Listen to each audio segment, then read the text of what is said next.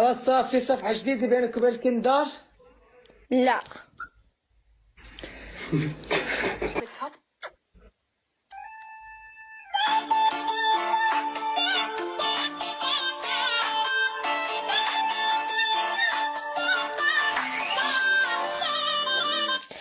أنس عيد ميلادك إيه؟ بس مدخل لي وجه القشرة دا أشوفه أنا شكو. وجه شنو؟ شيل معاه والله بنحكي معاه عادي. وجه شنو؟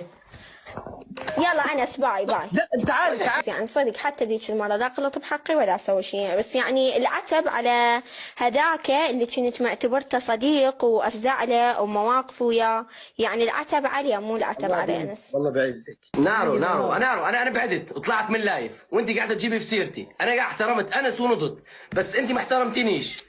وانا مكبر قدرك ومحترمك، بس انت ولا ما تحبي الاحترام ولا تحبي انسان يحترمك. انا ما غلطتش فيك ولا قلت لا. كانت تحكي كنت بتفرج على اللايف. انا رحت احترمت انس، ما باش نحكي ولا شيء. 43 وردة. انت غلطتي ووجهك وما وجهك. خلص شوفي حالك عشان واحترمي نفسك. خلص. لاني والله محترم بيش نغلط قاعد. خلص يا زلمة شو مالك؟ خلص. ايش في يا اخوان؟ ان شاء الله نحس حالي طلقة رايح من هون لهون. طلق.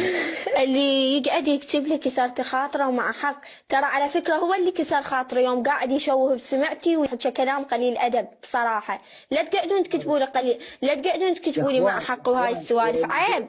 اللي صاير بين استحوا، يعني تقبلوها على شرف بنات الناس وما تقبلوها على شرف خواتكم. اللي صار انت سكتها. شو؟ لا انا مشيت خشيت اللايف تقول هو لا طعن بشرفي. لا. دقيقة نجي معاه باسلوب.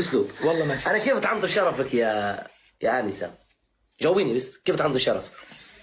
أنس والله عبت كندر والله عبت يعني تشمت العالم بينا. شغله انا بمون عليكي صح؟ بمون عليك. لا هسه عيب يعني عيب تشمت العالم بينا. بمون عليك. انت تحكي مع الداعم قدامنا ضحكنا ما حكينا شيء. بمون عليك. قلنا لك خذي موبايل ثاني احكي معاه بالموبايل الثاني. بمون عليك. وين الطعن بالشرف؟ بمون عليك. لا ترتب الكلام علي، انت شوفي نفسك. بمون عليك. خلص ما صار شيء، ما صار. بس رجعت تفرج على اللايف تقول هو طعن بشرفي. كانت تحكي علي. وكان علي كانت تحكي علي انا. خلص ما صار. وقال علي كلام ومش عارف شنو. لا ما حكيت انت. زين انت من تقول تضبط داعمين على سناب وتشتري بيت بهولندا، هذا شو معناه؟ هذا شو معناه؟ اكيد تشويه سمعة كندر. دقيقة انا حكيت هالكلمة هذه.